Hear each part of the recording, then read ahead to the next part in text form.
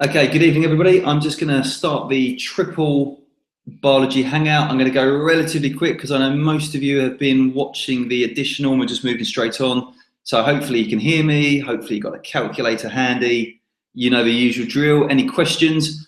Just like I did with the additional, I'll do my best to quickly go through some 6-mark answers, some key information for about 15-20 minutes of what you're likely to get for the triple paper. And then to end with, I'll go through the key concepts that come up, and obviously I can answer any particular questions you might have for specific parts. And again, hopefully your revision's gone really, really well so far, but don't forget we're going to be looking at life processes in triple. So we're going a bit more on gas exchange. We've got ourselves our diffusion, our osmosis, our active transport. You're also thinking about transpiration streams in plants, the breathing system, and how gas exchange occurs at the alveoli as well as in plants. You're thinking about homeostasis, specifically the kidneys, blood glucose and insulin, keeping the internal conditions correct. We've got our circulatory system, so the heart, the vessels of arteries, veins and capillaries, the blood and what it carries, and then circulation aids, things like stents and replacement heart valves and how these work, the benefits of and versus the downsides. The two final parts, we've got ourselves some questions on the environment, so linking greenhouse effect, deforestation, climate change, ways that we can avoid it, causes of it, and also potential solutions. And then we've got our fuels, so that is the classic biofuel, biogas, but also food production, so our KFC chickens, our mining of the ocean, how we reduce and maybe look after our fish stocks. So like before, make sure we've got ourselves a really good amount of food in our belly, especially if you've been listening to me for an hour already. Make sure you're having a drink, you're getting a really, really good night's sleep as best you can.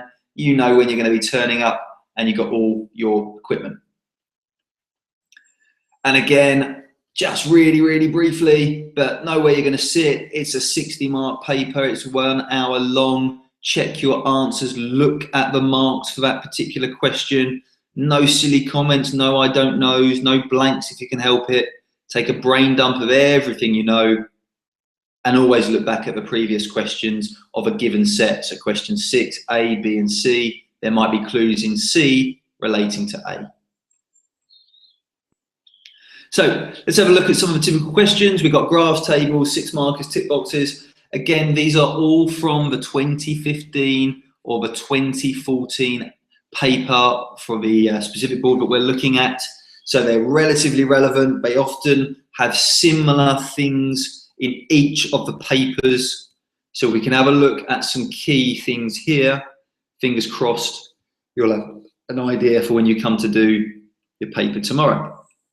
So, question 1, we're going to have a look at some graphing questions. This kind of relates to the ecosystem part. Human activities have many effects on the ecosystem, and we've got our peat compost versus the peat-free compost from gardening in 1999 to 2009. So we've got our volume used in thousands, and we've got our different years going up. And then if we look at this specifically, we've got the lighter grey boxes relating to the peat, whilst the darker grey boxes are relating to the peat-free. It's a 2-mark answer. Describe the trend. Well, for 1 mark, we can say essentially that the volume of peat, I'm going to take these off actually. So the volume of peat has been pretty steady. So peat has been pretty steady up until around about 2005, and after that point it begins to drop, and we might have ourselves, for a 2nd mark, peat-free has been steadily increasing. You could say here that maybe in 2007, this is the first time that we actually find that our peat-free begins to become more common than our peat. And maps that the total volume of peat-free and peat has been going up. So the total volume of these two, if you added both parts together, you'd find that actually the overall in 2009, more people are using peat and peat-free. So any of those. But again, the point with all of this, lots and lots of clues in our graph. Second part of this graph, we're looking at kidney failure and dialysis machines.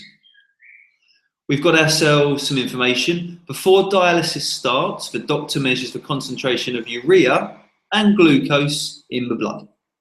And we've got some results of urea at 28 millimoles per decimeter cubed and glucose an equivalent of 6. The child has normal blood glucose concentration. And so the question comes here to relate to, sketch a graph from figure 7 to suggest what happens to the concentration of urea in the blood during dialysis. So the urea begins at 28, which is around about here. And obviously when dialysis ends, if dialysis is working, it's going to be filtering out the urea. So we should find, and there's no right or wrong answer, but it should be somewhere lower if it's worked, but is lower than the 28 that began. So no particular point, but somewhere about here. And hopefully we'll find it basically does that. Now the second part to this, and again, it will be clear on your paper, but I've just copied all of the left-hand side again. But this time for figure 8, they're suggesting what will happen to the concentration of glucose in the blood. Well, hopefully our glucose concentration won't change. Our dialysis machine shouldn't be taking any glucose out. That's the stuff we want to keep. Now, of course, glucose will vary slightly. That person might have just eaten before they've gone in and begin to get a little bit hungry. So we might find some peaks and troughs in it, but it should fluctuate, but remain close to the level that it first started off was, which was about 6. So it needs to be around about there. So it's probably going to do something like that. It should remain in a healthy person pretty steady. Now tables, again, I said in the additional paper, tables don't often come up in triple. You've got a calculator if you need it. They often tend to give you slightly more complicated questions than simply looking at these things, but every now and then you'll get a mark or two for it, so be aware. So the first question is all about using the table. We've got the mass of household waste in the UK and how it's changed from 2004 to 2012. And we've got the total mass, we've got the recycling, and we've got the percentage waste recycled. Calculate the percentage of household waste recycled in 2010. Well, if we have a look at that, we've got the total mass of household waste, the absolute total amount, which is 23,454. We've got a mass that's recycled of 9,733. So if you divide one by the other and then multiply it by 100, we will find that we've got roughly 40-odd%, 41.5% is the answer. With this in mind, if we've got a government that is encouraging zero waste, so there is no waste, we're thinking about recycling, reusing. A newspaper concludes the government's zero waste economy has been successful. Use the information from table 1 to describe the reasons for and against. And so we're going to need a mark or two for both parts. Well, what's the good side? Well, our total waste has been going down. It started at 25,000, it's gone down to 22. So the total waste has fallen. It's a positive. We've also found that we've got an increase in recycling. Another positive. There's also been a percentage increase in the total household waste that is being recycled. That's great. However, a couple of things against. First of all, there's still lots of waste that isn't recycled. There's lots of recycling still to do. The total waste that we make, 25,000 versus 22,000, it's not that different. So the total is not massively different there. Something weird happens in 2006. We actually find that we have the greatest amount of waste produced in 2006. So something's happened there. We've got no information on what industry are doing. Are they producing any waste? This is all household waste. Maybe industry are making more, so we make less. Unlikely, but we don't know that. And finally, maybe it's not possible to have zero waste. So for 4 marks, a couple of points here. We can get at least 2 or 3 really good points by just quoting some numbers. Now, another classic triple question. Again, I've related it to the use of tables, but we're looking at runners that are getting exhaustion. They're getting to the running machine until they're exhausted. They're drinking 500 centimeters cubed of a different brand of sports drink. They rested for 4 hours to recover. They run on the running machine again and recorded how much time they ran until the point of exhaustion. And then we've got the speed of the runners keeping the same. All other variables are controlled. The students predicted that the runner drinking brand B would run for the shortest time on the second run before reaching the point of exhaustion. The question here is, people with diabetes need to be careful about drinking too much sports drink. Use the table 2 information to explain why drinking too much sports drink could make people with diabetes ill. Well, the answer here really comes from looking at what's in these sports drinks. They've all got lots of glucose. They're all high in glucose. And that's a problem because people with, bearing in mind this is 3 marks, people with diabetes have an issue with their insulin. Perhaps they don't produce insulin, or perhaps they're not producing enough, or even worse, perhaps the insulin they do produce doesn't actually work, it's ineffective. And so drinking these drinks is going to increase our blood glucose. And if we can't control that because we haven't got enough insulin, our homeostasis effect is going to actually be negated, then we're going to find here that increasing the blood sugar without regulating it could become dangerous. This person could be ill. So again, we're getting a good mark from simply looking at the table and relating to our prior knowledge. 6 marker, often questions on kidney dialysis or heart transplants, or perhaps biofuels, the benefits for, the benefits against. Again, we're into brackets 1 to 2, 3 to 4, or 5 to 6, depending on your spelling, regardless of the science that you put in. Again, we're looking at this figure 2, which gives us information about 2 types of heart valves. There's a living human and there's a cow tissue.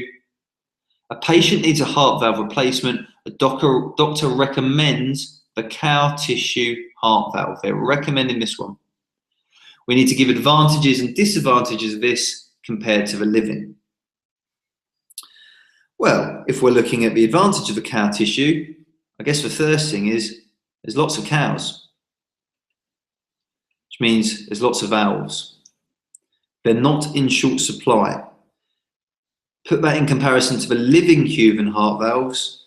Well, essentially, we're going to need ourselves someone that is up for a transplant, someone that has perhaps had an accident or something that's caused themselves to be an organ donor.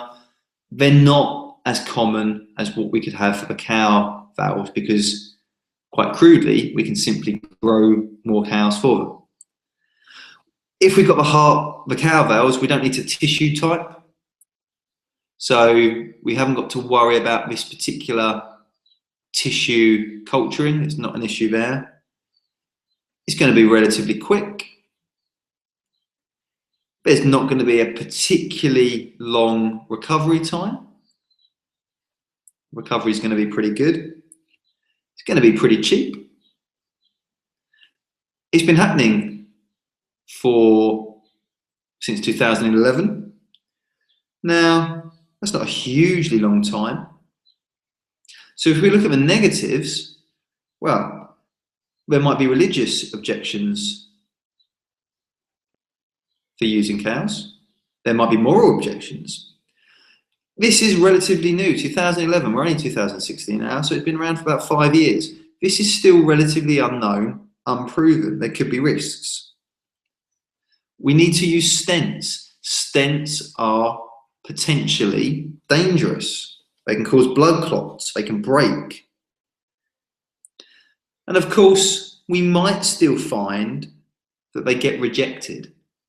Although they're not going to be like a living human heart valve in terms of having to match the type, because the valve from the cow will be cleaned up, we might actually find that they are still rejected, and so we'll need immunosuppressant drugs, and that can cause some issues.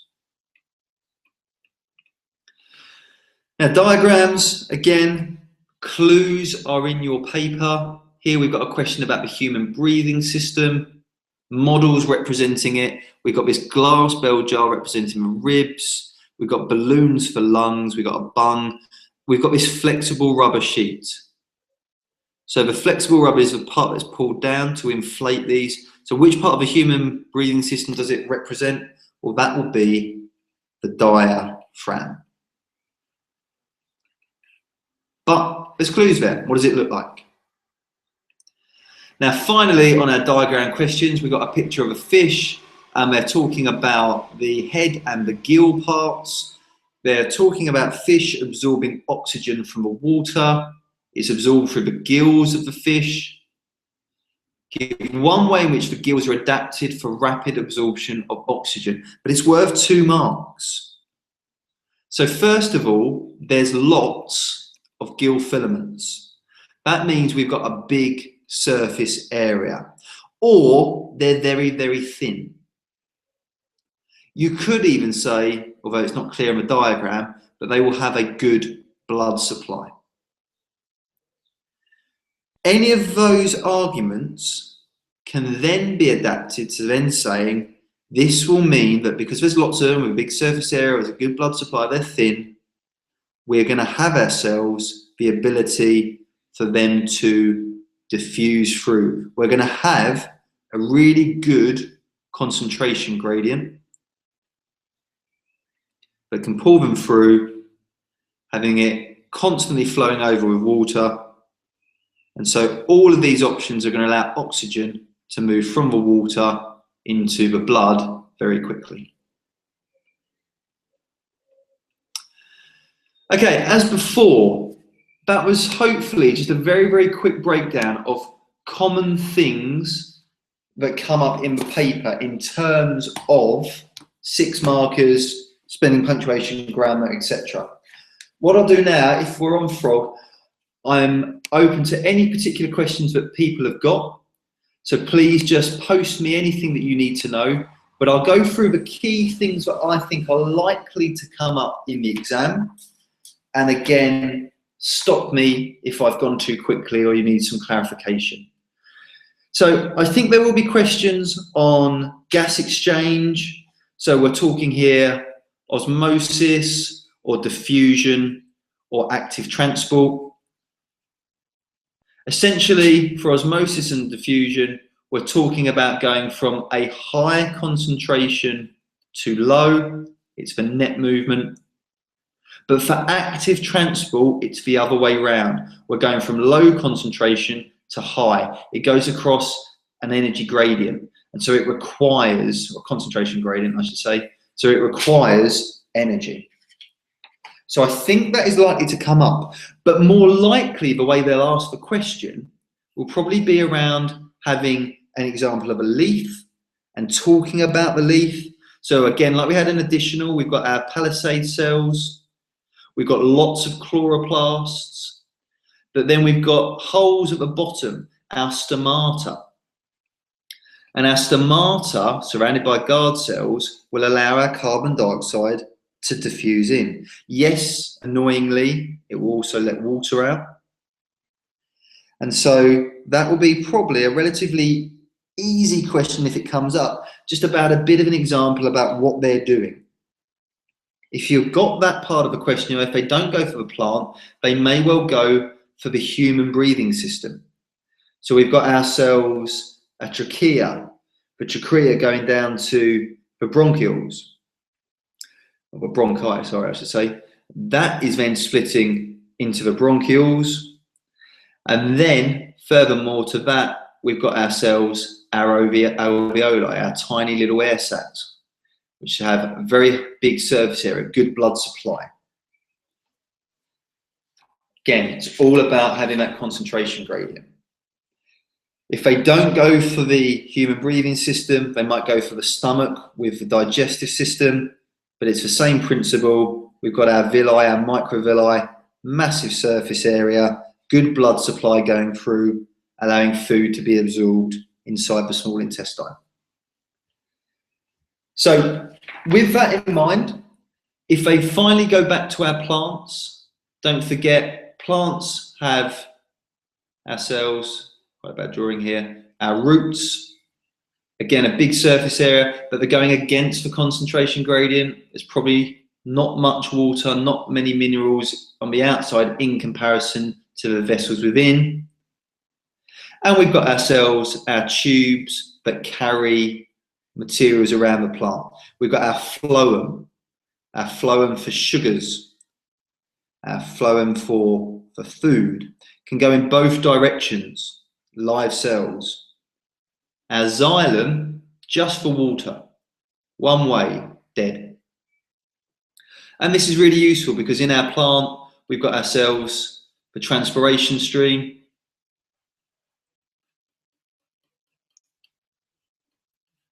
So our plant's always going to be losing water from the leaves, from those stomata, those guard cells, which can't always be closed. But in doing so, it's not an issue because as long as there's enough water in the ground via transpiration, the water will be taking up, going up through the xylem into the given areas in one direction. Another big question that they like to ask will be around the heart and the blood vessels.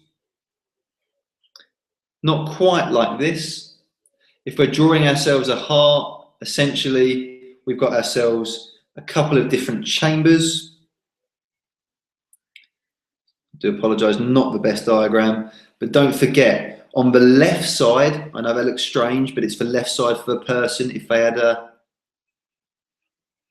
this was the person there with a very large heart, we've got ourselves on our left ventricle, lots of muscle. Our right ventricle, smaller, and we've got our two atriums. And remember, it's a double circulatory system. So we get deoxygenated blood going up to the lungs. It gets oxygenated and comes back down into the heart.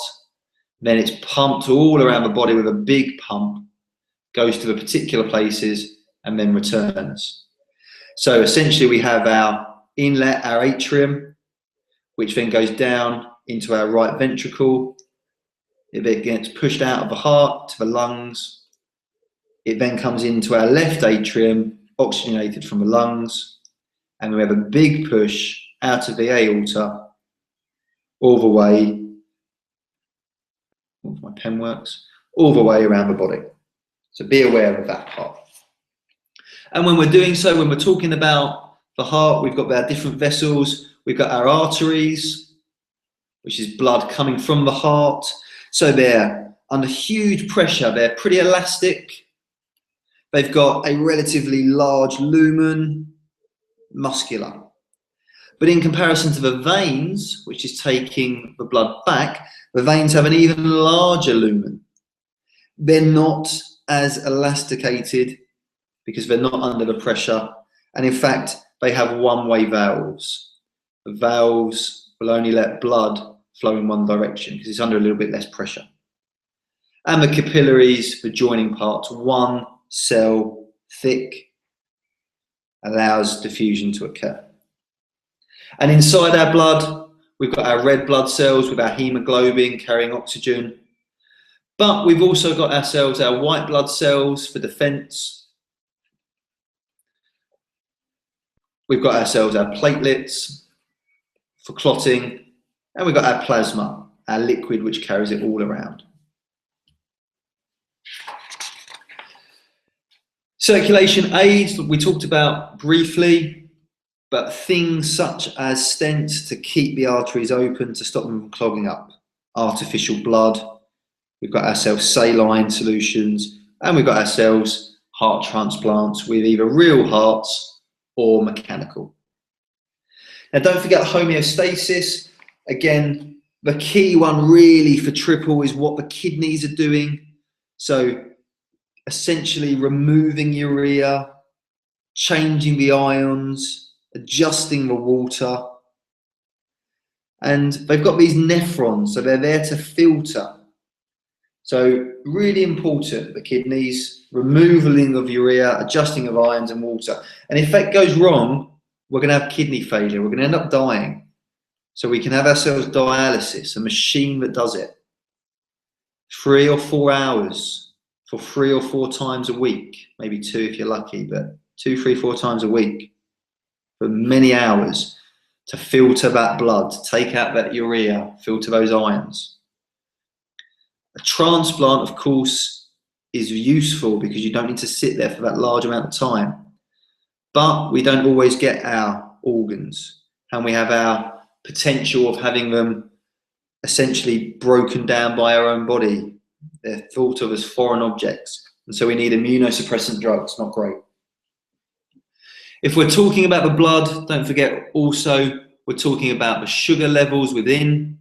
For homeostasis, we need to keep constant. If we've eaten lots of sugar, we're going to release insulin. That's going to store our glucose. But if we've had ourselves a problem and we don't want the glucose stored as glycogen, we've suddenly stopped eating for a while, we want it back, we're not going to have insulin produced anymore, but we're also going to be producing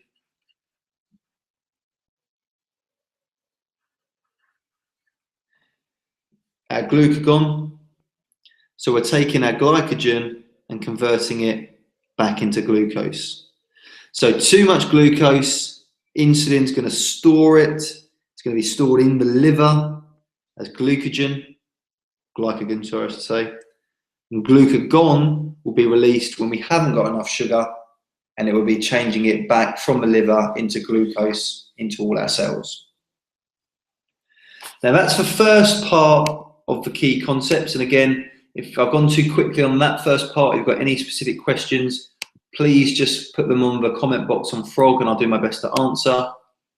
But the second key bit, a little bit shorter here, is just about the human impact. Well, don't forget the number of humans is going up massively. We're at 7 billion now. That means we need lots of food. We've got lots of waste. We've got lots of issues.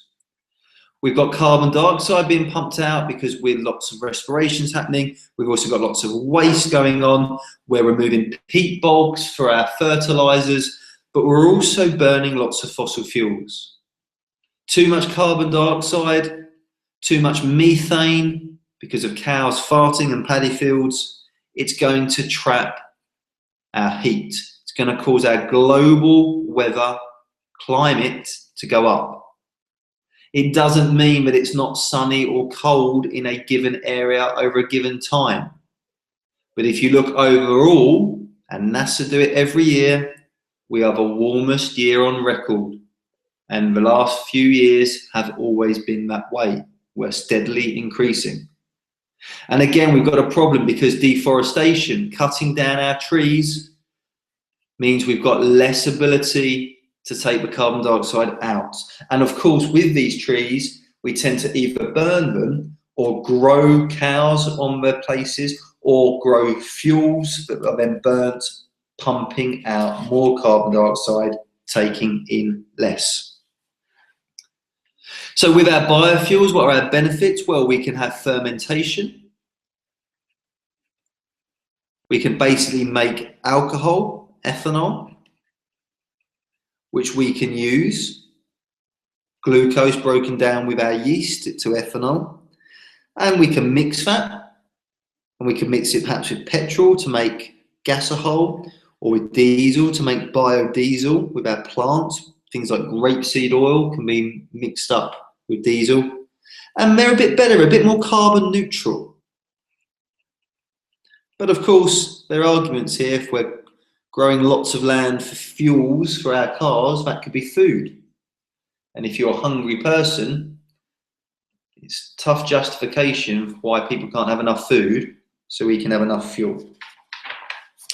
Now, if we're talking about biogas, it's essentially a way of generating a gas that we can burn.